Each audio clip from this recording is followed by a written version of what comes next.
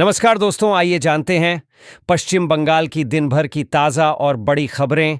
Video को like कीजिए और अगर अभी तक आपने चैनल को सब्सक्राइब नहीं किया है तो जल्दी से सब्सक्राइब कर लीजिए। आज से 8 अगस्त तक सुबह ट्रैफिक में बदलाव।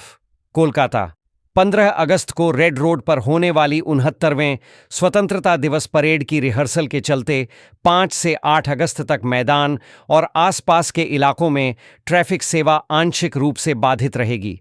कोलकाता ट्रैफिक पुलिस ने इसकी जानकारी दी है। पुलिस के मुताबिक हर दिन सुबह 5 बजे से रिहर्सल खत्म होने तक संभावित रूप से सुबह 8:30 तक रेड रोड और उससे सटे मार्गों पर सभी प्रकार के वाहनों की आवाजाही प्रतिबंधित रहेगी। बालीगंज पाइपलाइन फटने से ट्रैफिक व्यवस्था प्रभावित। कोलकाता महानगर के बालीगंज सर्कुलर रोड पर सोमवार सुबह उस समय ट्रैफिक व्यवस्था बुरी तरह प्रभावित हो गई जब एक पुरानी अंडरग्राउंड पाइपलाइन फट गई। यह हादसा कोलकाता नगर निगम के अंतर्गत चल रहे कार्य के दौरान हुआ। घटना वार्ड संख्या 69 के अंतर्गत हुई, जहां जेसीबी मशीन से खुदाई के दौरान एक पुरानी सीवर पाइपलाइन क्षतिग्रस्त हो गई, जिससे पानी और कचरा बाहर निकलने लगा। स्थिति को काबू में करने के लिए निगम इंजीनियरों और तकनीकी कर्मचारियों की टीम मौके पर पहुंची और युद्ध स्तर पर मरम्मत कार्य शुरू किया गया। राखी खेला दिवस के लिए पार्षदों को मिलेगा अनुदान। कोलकाता इस वर्ष दुर्गा पूजा कमेटियों को उम्मीद से बढ़कर सरकार की ओर से अनुदान दिए जाने की घोषणा सरकार की ओर से की गई है। दुर्गा पूजा के बाद अब राखी और खेला दिवस को मनाने के लिए कोलकाता नगर निगम के सभी 144 वार्डों के पार्षदों को सरकारी अनुदान मिलेगा। इस संबंध में कोलकाता नगर निगम ने एक अधिसूचना जारी की है। अधिसूचना के अनुसार कोलकाता नगर निगम सभी 144 वार्डों के पार्षदों को राखी के लिए 20,000 और खेल दिवस मनाने के लिए 15,000 रुपये का अनुदान मिलेगा। 9 अगस्त को राखी पूर्णिमा के दिन पूरे राज्य में संस्कृति दिवस के रूप में मनाया जाएगा। 9 अगस्त को फिर नबान्न अभियान, पुलिस सतर्क। हावड़ा आगामी 9 अगस्त को राज्य सचिवालय नबान्न अभियान आयोजित किया जाएगा, जिसे रोकने के लिए पुलिस ने तैयारियां तेज कर दी हैं। यह अभियान पिछले साल 9 अगस्त को आरजी कर मेडिकल कॉलेज एंड हॉस्पिटल में एक महिला डॉक्टर के साथ हुई दुष्कर्म और हत्या की पहली बरसी पर आयोजित किया जा रहा है। जानकारी के अनुसार पीड़िता के माता-पिता भी इस अभियान में हिस्सा लेंगे। बताया जा रहा है कि इस अभियान में विभिन्न राजनीतिक दलों और सामाजिक संगठनों के कार्यकर्ता भी शामिल हो सकते हैं। आरजी कर में बाहरी लोगों के प्रवेश पर रोक। कोलकाता आरजी कर मेडिकल कॉलेज में जूनियर महिला डॉक्टर के साथ दुष्कर्म व हत्या की घटना को 1 वर्ष पूरे होने जा रहे हैं। ऐसे में एक बार फिर चिकित्सक इस घटना को लेकर सड़क पर उतर विरोध प्रदर्शन शुरू कर दिए हैं। इस बीच आरजी कर मेडिकल कॉलेज में किसी को भी कार्यक्रम आयोजित करने की अनुमति देने से रोक लगा दी गई है। West Bengal junior doctor association की ओर से पहले ही कॉलेज प्रशासन को शांतिपूर्ण तरीके से श्रद्धांजलि कार्यक्रम आयोजित करने को लेकर लिखित रूप से सूचित कर दिया है। दुर्गा पूजा अनुदान के खिलाफ याचिका। कोलकाता पश्चिम बंगाल सरकार द्वारा दुर्गा पूजा समितियों को 1,10,000 रुपये अनुदान देने के निर्णय के खिलाफ सोमवार को कलकत्ता हाईकोर्ट में एक नई जनहित याचिका दायर की गई। यह याचिका दुर्गापुर निवासी सौरव दत्ता ने दायर की है। उल्लेखनीय है कि राज्य सरकार ने 2019 में पहली बार पूजा समितियों को 25,000 रुपये देने की घोषणा की थी। इसके बाद 2020 में महामारी के बावजूद यह राशि बढ़ाकर 50,000 रुपये कर दी गई थी। इस निर्णय को चुनौती देते हुए सौरव दत्ता ने उस समय भी उच्च न्यायालय में याचिका दायर की थी। तीर्थयात्रियों से पवित्र स्नान के लिए शुल्क लेने का आरोप। केंद्रीय मंत्री डॉ सुकांत मजूमदार ने पश्चिम बंगाल की तृणमूल कांग्रेस सरकार पर तीखा हमला बोला है। उन्होंने आरोप लगाया है कि गंगा स्नान के दौरान तीर्थयात्रियों से जबरन शुल्क वसूला जा रहा है, जो राज्य सरकार की हिंदू विरोधी मानसिकता को दर्शाता है। सोमवार को सोशल मीडिया पूर्व में ट्विटर पर साझा किए गए एक 29 सेकंड के वीडियो के साथ सुकांत मजूमदार ने दावा किया कि बैद्यबाटी निमाई तीर्थ घाट से तारकेश्वर धाम की ओर जा रहे शिव भक्तों से प्रति व्यक्ति 10 रुपये वसूले जा रहे हैं। अस्पताल में महिला मरीज से छेड़खानी, आरोपी गिरफ्तार। इकबालपुर थाना क्षेत्र स्थित एक निजी अस्पताल में महिला मरीज से छेड़खानी के आरोप में पुलिस ने एक युवक को गिरफ्तार किया है। आरोपी का नाम अब्दुल सुभान बताया गया है। घटना 3 अगस्त को सुबह करीब 11:30 की है। अस्पताल सूत्रों के अनुसार महिला की सर्जरी के बाद जब उसे ऑपरेशन थिएटर से स्ट्रेचर पर बाहर लाया जा रहा था, तभी आरोपी ने उसके साथ छेड़खानी की। मामले की शिकायत मिलते ही पुलिस ने जांच शुरू की और रविवार को अब्दुल सुभान को गिरफ्तार कर लिया। सुदीप बनर्जी की जगह लॉस में तृणमूल कांग्रेस संसदीय दल के नेता होंगे अभिषेक।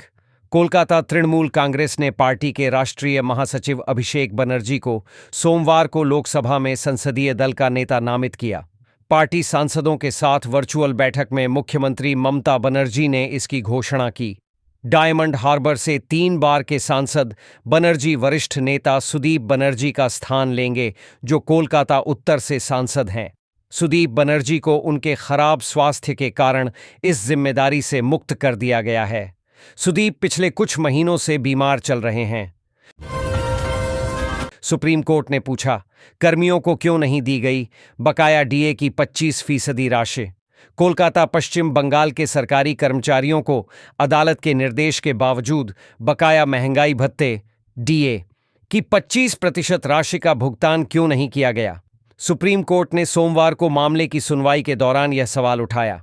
इससे पहले शीर्ष अदालत ने मामले की सुनवाई करते हुए राज्य को बकाया डीए का 25% राशि का भुगतान करने का आदेश दिया था। शीर्ष अदालत ने राज्य सरकार को इसके लिए 6 सप्ताह का समय दिया था, लेकिन राज्य सरकार उस समय सीमा के भीतर राशि का भुगतान करने में विफल रही और अदालत से 6 महीने का और समय देने की मांग करते हुए याचिका दायर की है। मुख्यमंत्री से गौतम अडानी ने की भेंट। कोलकाता उद्योगपति व अडानी समूह के चेयरमैन गौतम अडानी ने सोमवार को राज्य सचिवालय नबान्न में मुख्यमंत्री ममता बनर्जी से मुलाकात की। सूत्रों से मिली जानकारी के अनुसार वह शाम 5 बजे के करीब नबान्न पहुंचे। मुख्यमंत्री ने उनसे कुछ देर मुलाकात की। इस बैठक में गौतम अडानी के पुत्र करण अडानी भी मौजूद थे। हालांकि राज्य सरकार या अडानी समूह की ओर से बैठक के बारे में औपचारिक रूप से कुछ नहीं कहा गया।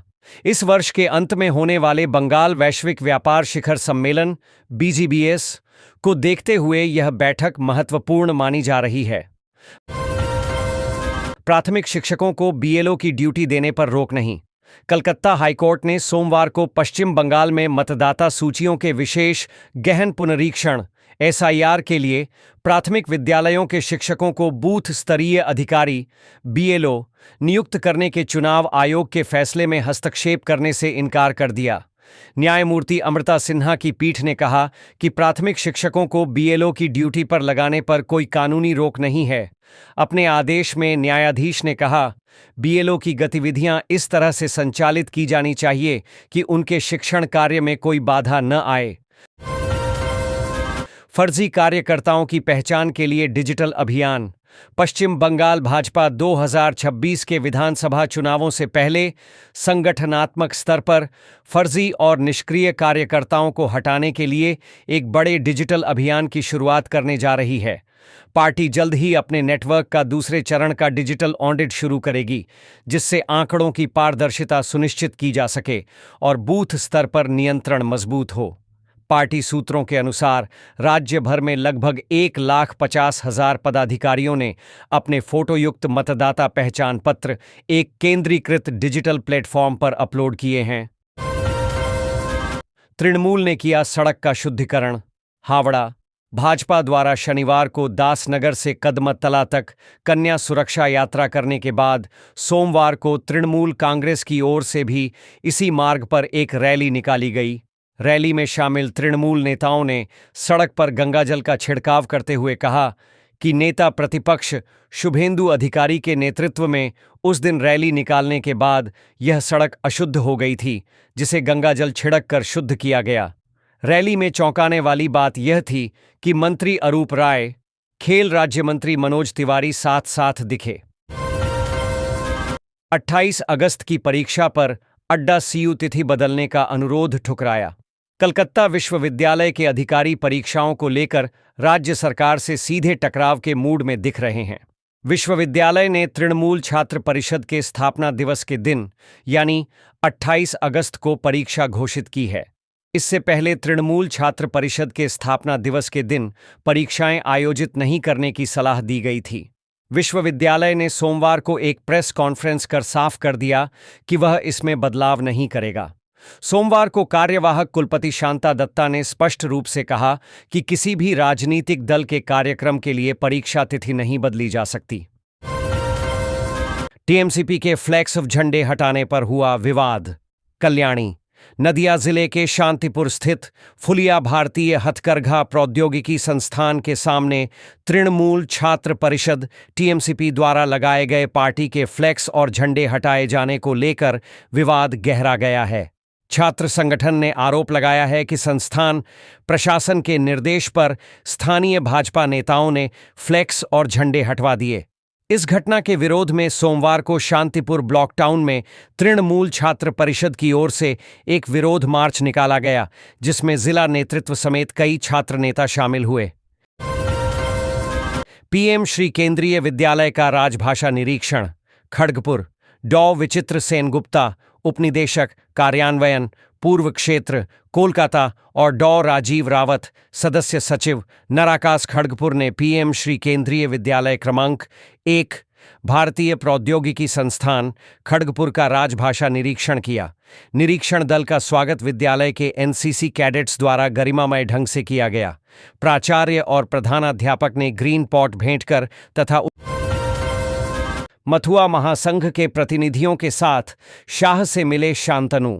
बैठक में नागरिकता, मतदाता सूची व कई महत्वपूर्ण मुद्दों पर हुई चर्चा। कोलकाता राज्य में मतदाता सूची के विशेष गहन पुनरीक्षण एसआईआर की प्रक्रिया शुरू होने से पहले अखिल भारतीय मथुआ महासंघ के अध्यक्ष और केंद्रीय जहाजरानी राज्य मंत्री शांतनु ठाकुर ने महासंघ के प्रतिनिधियों के साथ केंद्रीय गृह मंत्री अमित शाह से दिल्ली में मुलाकात की। इस दौरान शरणार्थियों की नागरिकता, एसआईआर प्रक्रिया में संभावित विसंगतियां तथा अन्य सामाजिक सांस्कृतिक मांगों पर विस्तृत चर्चा की गई। बांकुड़ा डाकघर में उन्नत प्रौद्योगिकी का किया गया शुभारंभ।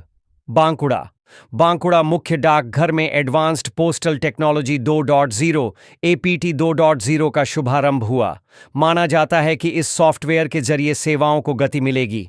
डाकघर के संदर्भ में एपीटी 2.0 का अर्थ है उन्नत डाक प्रौद्योगिकी 2.0।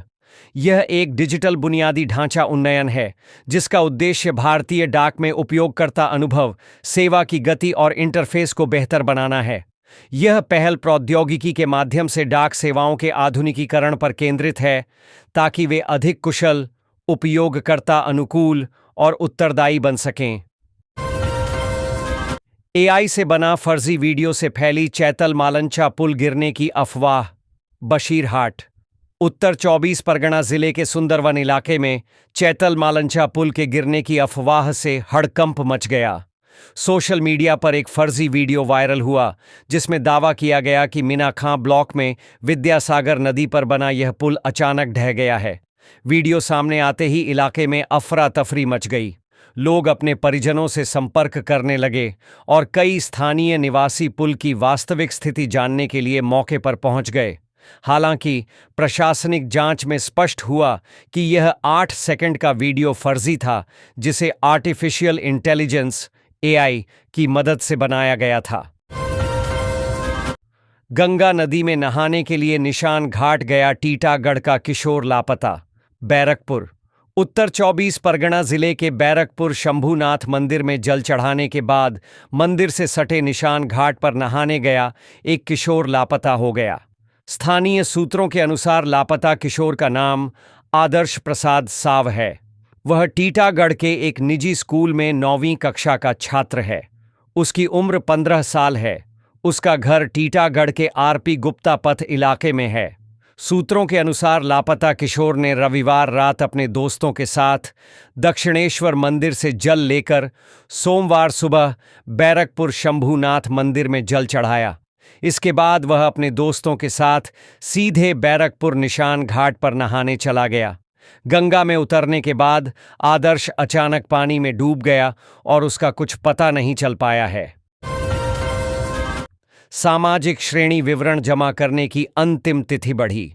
राज्य के मुख्य सचिव डॉक्टर मनोज पंत ने दी जानकारी। कोलकाता। पश्चिम बंगाल के मुख्य सचिव डॉ मनोज पंत ने सोमवार को राज्य सचिवालय में संवाददाता सम्मेलन को संबोधित करते हुए बताया कि पश्चिम बंगाल उच्च शिक्षा विभाग ने अभ्यर्थियों द्वारा सामाजिक श्रेणी विवरण जमा करने या अपडेट करने की अंतिम तिथि 5 अगस्त 2025 रात 11:59 तक बढ़ा दी है। गौरतलब है कि केंद्रीकृत प्रवेश पोर्टल CAP के माध्यम से आवेदकों को अपनी सामाजिक श्रेणी विवरण अपडेट करने या अपलोड करने में सुविधा प्रदान करने के लिए खोला गया था, जो 29 जुलाई 2025 से 3 अगस्त तक प्रभावी थी।